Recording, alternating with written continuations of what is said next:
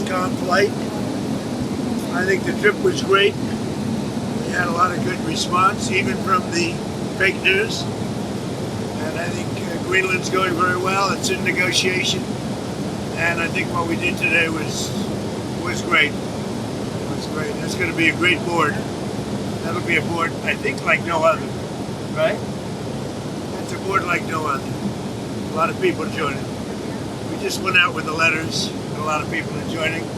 Now we have a flight back, and we'll be landing in 4 hours and 45 minutes. And I'm going to be very late for a dinner, but that'll be okay.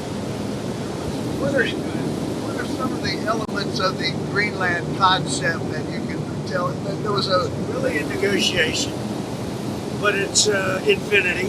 The time limit is infinity, meaning there is no time limit. It's forever. It's you hear about 99 years, 50 years. It's forever. That was discussed. We can do anything we want. We can do military. We can do anything we want. And it's being negotiated, and let's see what happens. I think it'll be good.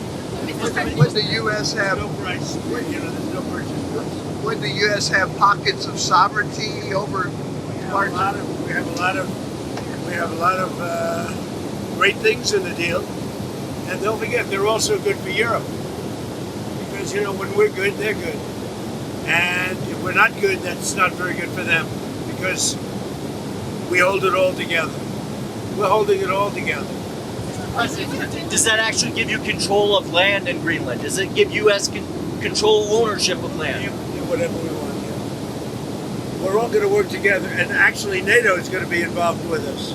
We're going to be doing it in conjunction, parts of it in conjunction with NATO, which is really the way it should be. But to be clear, will the U.S. own that? Have any expense, because we're not going to have expense. Other than building the Golden Dome, we're going to build the Golden Dome. And we'll have participation in that also. The cost of the Golden Dome, we'll have participation in that also, meaning with the expense of it. And it'll be like no other. I mean, our technology is incredible. Is Denmark signed off on this? Are they on board with this concept?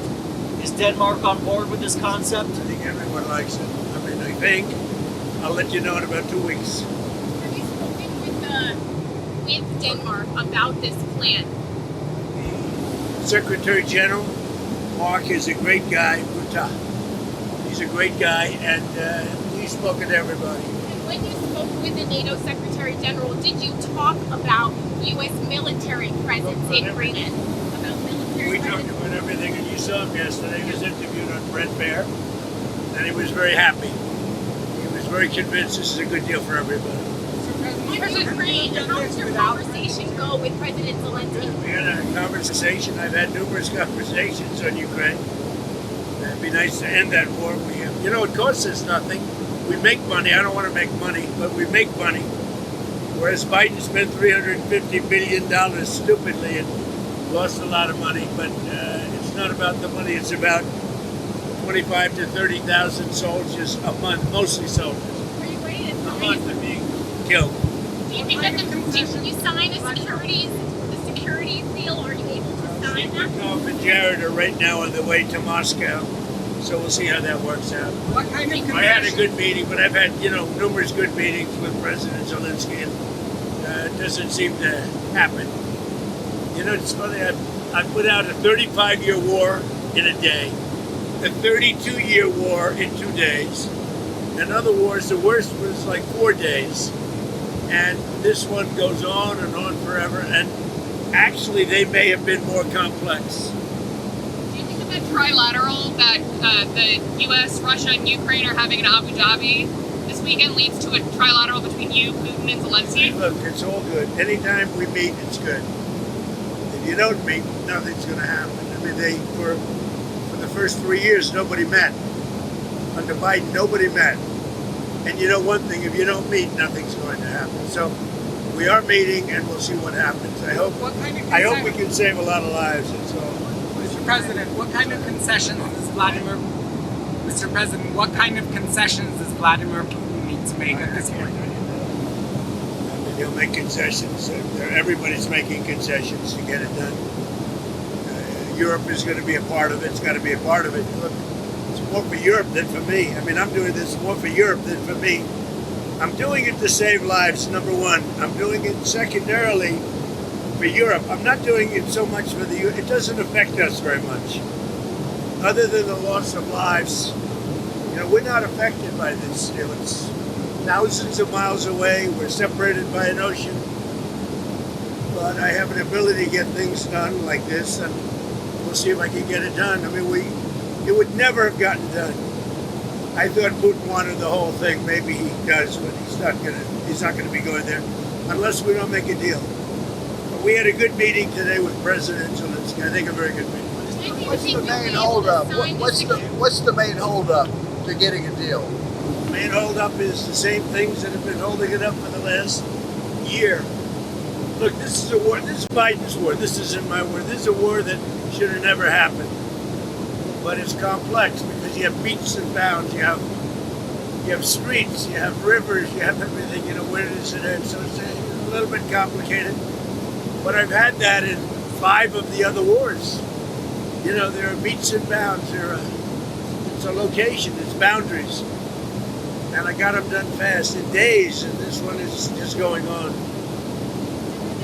What's happened here is there were times when Putin didn't want to make a deal, times when Zelensky didn't want to make a deal, and it was like opposite times. Now I think they both want to make a deal, but we'll find out. Did something change that makes you think that Putin and Zelensky now are serious about it? I don't make any predictions. There are no changes. I think that President Putin would like to make a deal. I think that President Zelensky would like to make a deal. What did Zelensky say today? I mean, he came all the way there to meet you. What did he say? He said he'd like to make a deal. I mean, there's not much you can say. People know the parameters. It's not like, we're discussing things that have been discussed for 6 or 7 months, and he came and he said he wants to make a deal because I wasn't necessarily sure. I think he should want to make a deal. It's pretty tough. It's really tough on the people of Ukraine. I'll tell you that. Mr. President, How they live without heat, where it's 20 degrees below zero. It's very cold. That's a colder climate for the most part than Canada, and they live without heat. I asked him, how do they do that? And he gave me an answer. It's pretty amazing what they do to live. There's no way to live. Yeah. Back to Greenland. Can you elaborate more on we're trying to understand what exactly the concept is here. Is the U.S. going to actually take ownership of it? We'll have something in 2 weeks. There's a good spirit to get something done, and we have to have a strong freedom. We have to have the ability to do exactly what we want to do. We have a great military. I built a great military. I did this in my first term. And continuation, big continuation. I think what we did with the defense companies was very important too, because we need things faster. We have the best weapons in the world by far. We showed that last week with Venezuela. We have the best weapons in the world. We have to make them faster. How would it be any different than the current situation? The U.S. can much different, much more detailed, much more generous to the United States. It's a much more generous deal. It has to be. And we're building a Golden Dome, and you see the way it works. That is so much better for us and for Europe to have that piece of ice covered by the Golden Dome. You mentioned Venezuela. You've expressed optimism in your relationship with Delcy Rodriguez. Are you inclined to let her stay in power? Well, right now they're very strong leadership. They're showing very strong leadership. I also spoke with Maria today, and who I like a lot. But Delcy's shown very strong leadership so far, I have to say. And we're moving in, to the United States, millions of barrels of oil as we speak. You know that. You see it. You see what's happening. Over 50 million barrels of oil is already moved or moving into the United States, and much more to come. And we're working with them, and they'll get some of that, and we're going to get some of that. And it'll be divided up, and our country will become richer, and that means our taxes are going to be going down, and they will do better. Venezuela is going to do better than they've ever done. So if that continues, Even with thus, taking a very fair piece of it. Venezuela will do better by far than they've ever done. Going to be very rich, and she has done a very good job. Have you spoken with Jamie Dimon since the lawsuit? No, I haven't spoken to him. No, he debanked me, so we'll see if that means anything. But I think it should. You shouldn't be debanked. You get debanked if you don't have money or if you default and you have this great company, and all of a sudden I was told, no, you can't do that. It's so wrong. That's so wrong. I don't know what their excuse would be. Maybe their excuse would be the regulators. I don't know. But regardless, I guess it's a good lawsuit because every pundit has come out and said Trump has a great lawsuit here. You're not allowed to do what they did. Jamie Dimon, what he did, he's not allowed to do that. Where do things stand with Iran? The U.S. has got sizable military assets. We have a lot of ships going that direction, just in case. We have a big flotilla going in that direction, and we'll see what happens. We have a big force going toward Iran. I'd rather not see anything happen, but we're watching them very closely. I stopped 837 hangings on Thursday. They would have been dead. Every one of them would have been hung. This is like from 1,000 years ago. This is an ancient culture. Very smart people, by the way, but it's an ancient culture. 837, mostly young men, were going to be hung on Thursday. And I said, if you hang those people, you're going to be hit harder than you've ever been hit. It'll make what we did to your Iran nuclear look like peanuts. And an hour before this horrible thing was going to take place, they canceled it. And they actually said they canceled it. They didn't postpone it. They canceled it. So that was a good sign. But we have an armada. We have a massive fleet heading in that direction. And maybe we won't have to use it. We'll see. Would you like the supreme leader to step down or to go into exile? I don't want to get into that. But they know what we're looking for. You said today that they want There's a lot of killing going on. You said today they want to talk and we'll talk. So if you set something up and they asked you to... I would. That happened. But, we've talked to them a lot. They should have made a deal before we hit them with the nuclear, because we really, that was a devastating hit. That whole area is out of play. And if they try to do it again, they're going to have to go to another area. We'll hit them there too, just as easily, much more easily. Because that was very advanced. They were building that for 10 years. And they'd have to start anew. So, there was a total obliteration. Are you still planning to go ahead with those tariffs that you had mentioned and on the secondary tariffs for those affected by businesses in Iran, the 25% tariffs? I am doing that, yeah. We're doing that. If you do business with Iran, you can have a tariff of 25%. And when should that go into effect? Effect very soon. Do you still think there's a possibility that the UK or France could join the Board of Peace?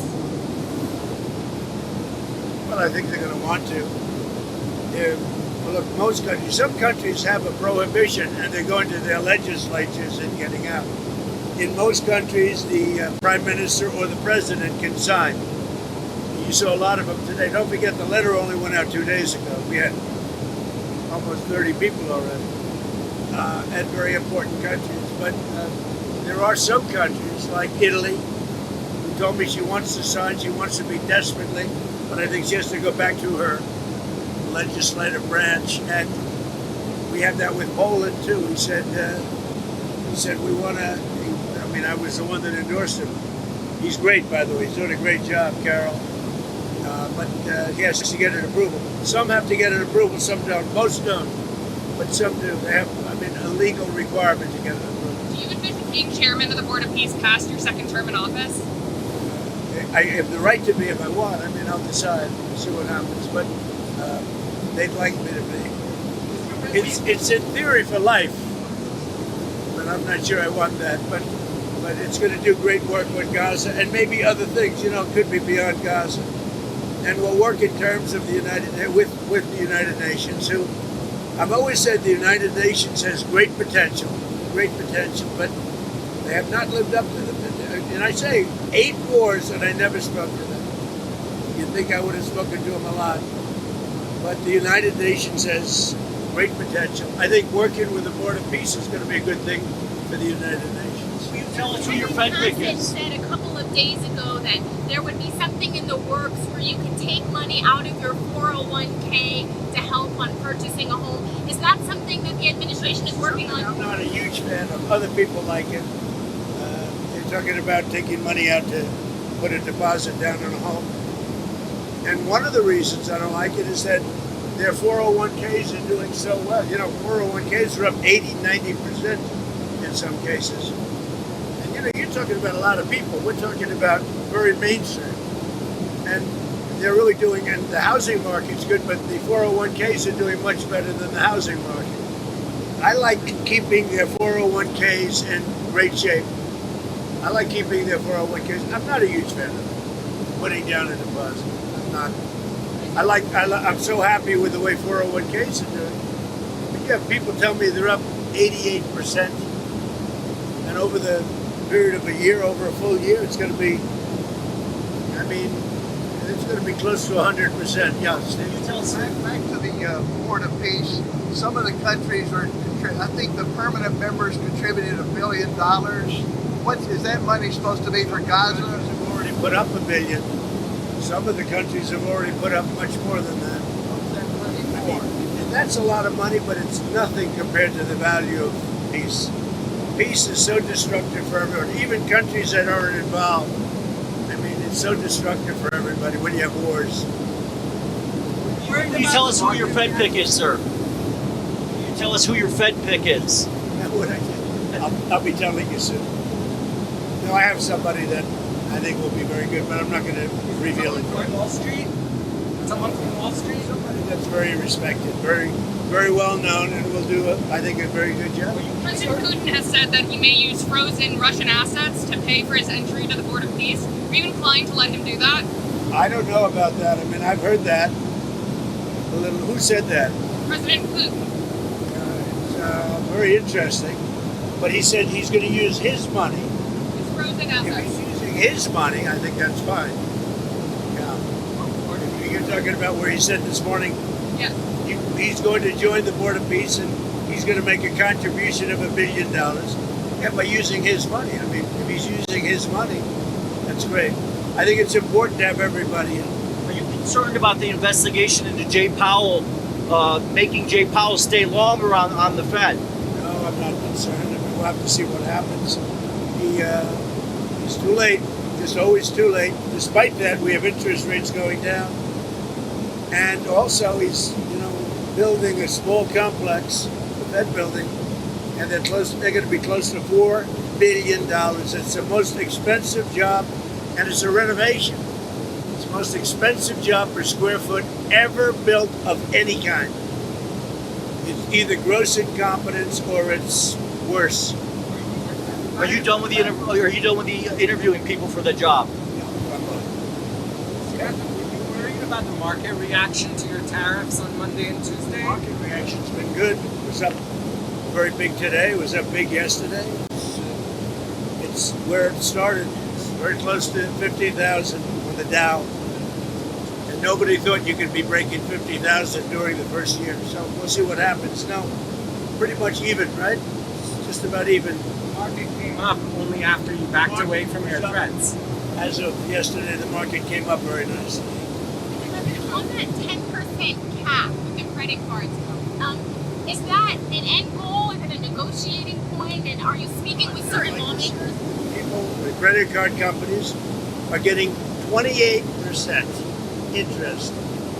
So a guy goes out, they don't even know it. These are people, regular people. They don't know that they're paying 28%. And then it's a little bit overdue and they end up having to file for bankruptcy. I'm not going to let that happen. So it's a 1 year 10% cap on credit cards. We have to get that approved by Congress too. So that's not a no-brainer.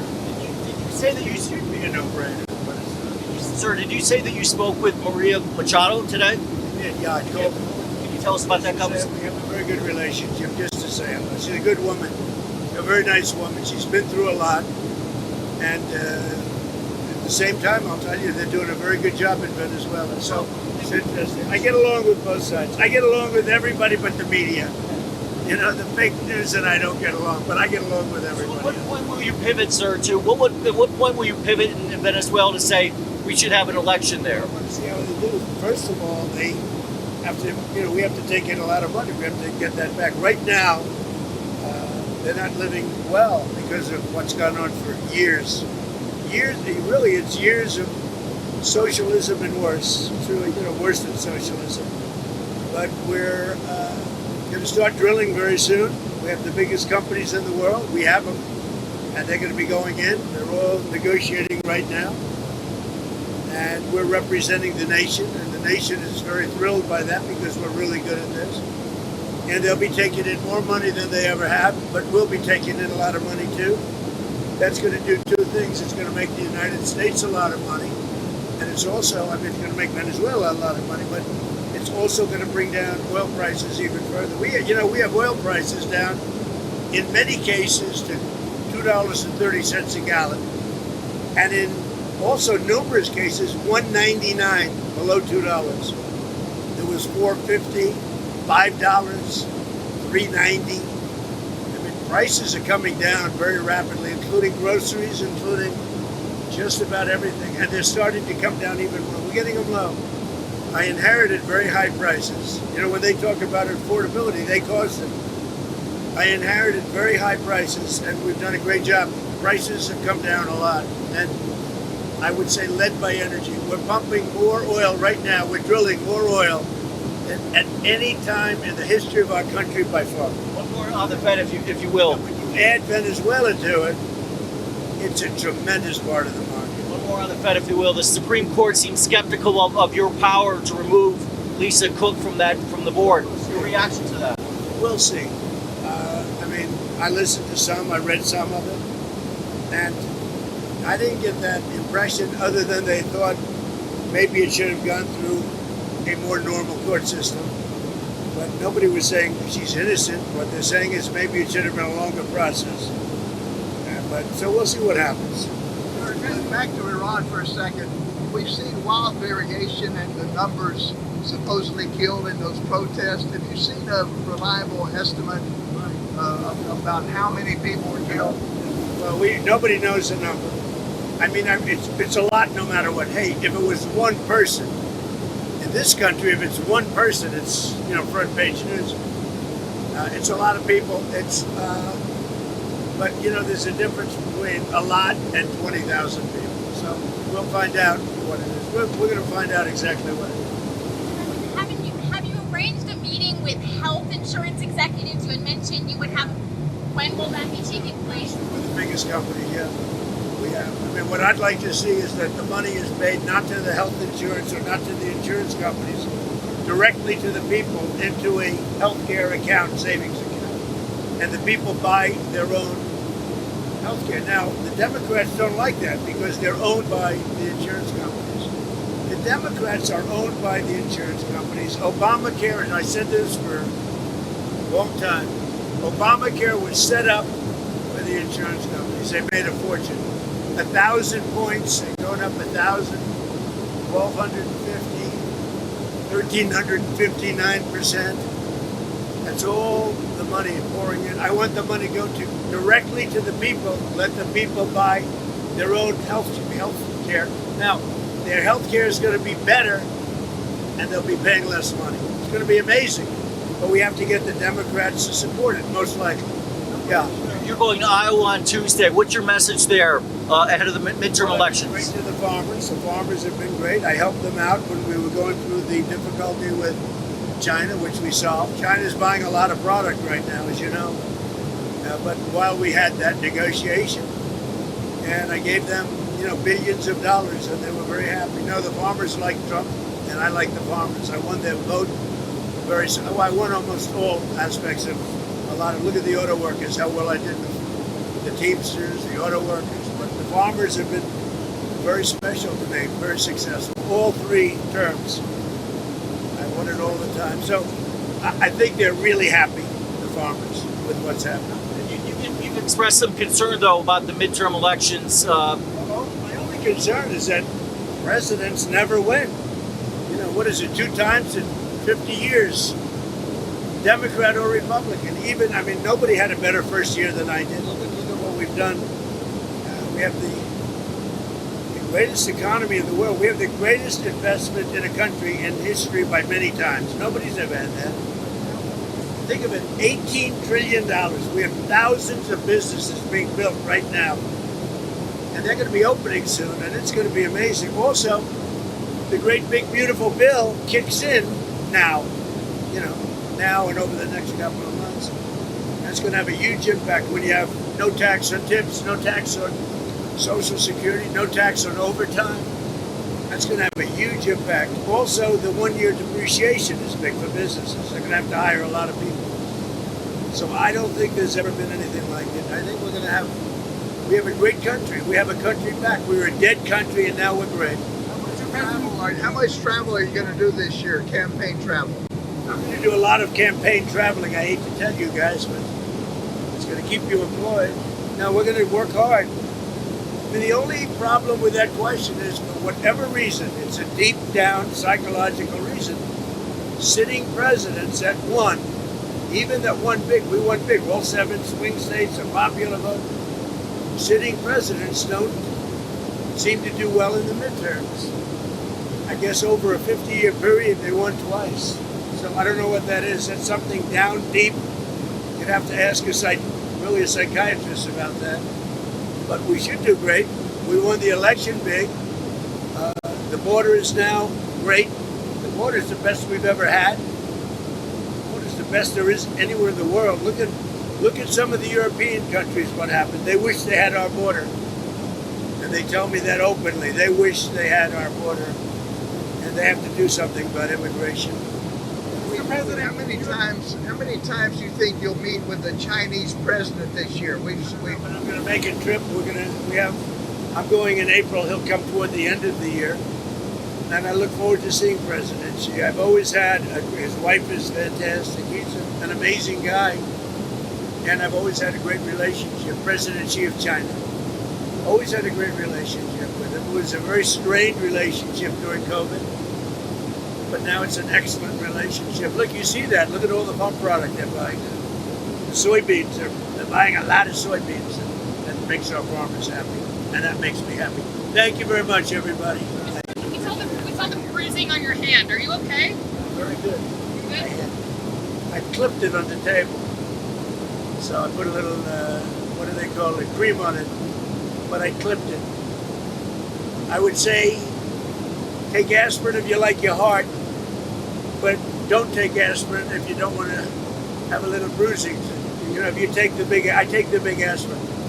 And when you take the big aspirin, they tell you you're bruised. The doctor said, you don't have to take that, sir. You're very healthy. I said, I'm not taking any chances. So anyway, but that's one of the side effects of taking aspirin. Thank you very much, everybody. Appreciate it.